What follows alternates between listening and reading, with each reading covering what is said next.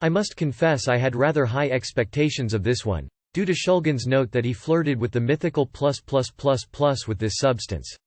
I was disappointed by the experiences I had in relation to that, and learned yet again that expectation is probably my biggest stumbling block as I continue exploring the psychedelic world. Nevertheless, there's something unique here that I enjoy, if I can just put my finger on it.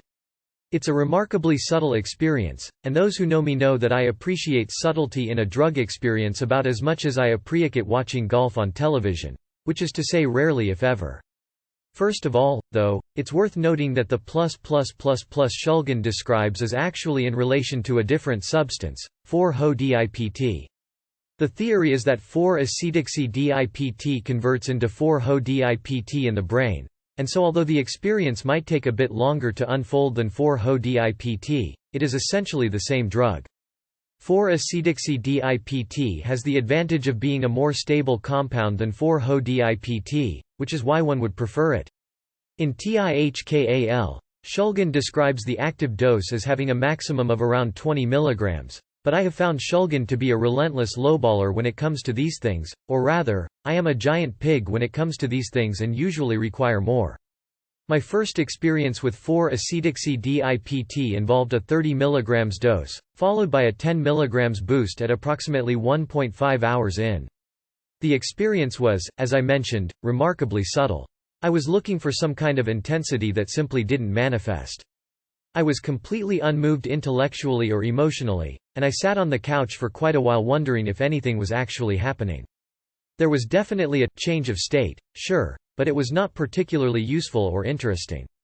However, after a while I began to realize that my body had changed its timbre a bit. I was growing into the experience and feeling extremely sensual. My ground control drew a bath for me, and it was an immensely luscious experience. By 3.5 hours in, however, it was obvious the experience was ending, and at 4 hours, it was gone. I took MDMA later that night to good effect. My next experience with 4-Acetoxy-DiPT was at 40 mg right from the start. A companion took 20 mg and boosted with 10 mg later on. The subtlety of the experience that night is hard to encapsulate in words. We both agreed that 4-Acetoxy-DiPT makes a good appetizer for other things. It's a good way to shift your headspace without actually giving too much of a hard wrench, and indeed, one thing that I do believe is that it would make an excellent therapeutic tool, as a way to comfortably introduce novices to the feeling of an altered state, or even as a useful tool in itself for conversation.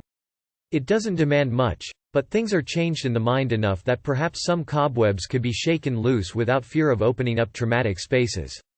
We later took LSD after the 4-Acetoxy-DiPT was over, and again, I had no cross-tolerance. It is entirely possible that for me, hardhead that I am, an effective dose of this stuff is going to be much higher than what I've managed to try. By the same token, I have a good friend who has spoken to me before about an ability to appreciate subtlety in the psychedelic experience, in particular as it relates to taking smaller doses of drugs that I typically enjoy at high levels, such as 2CB.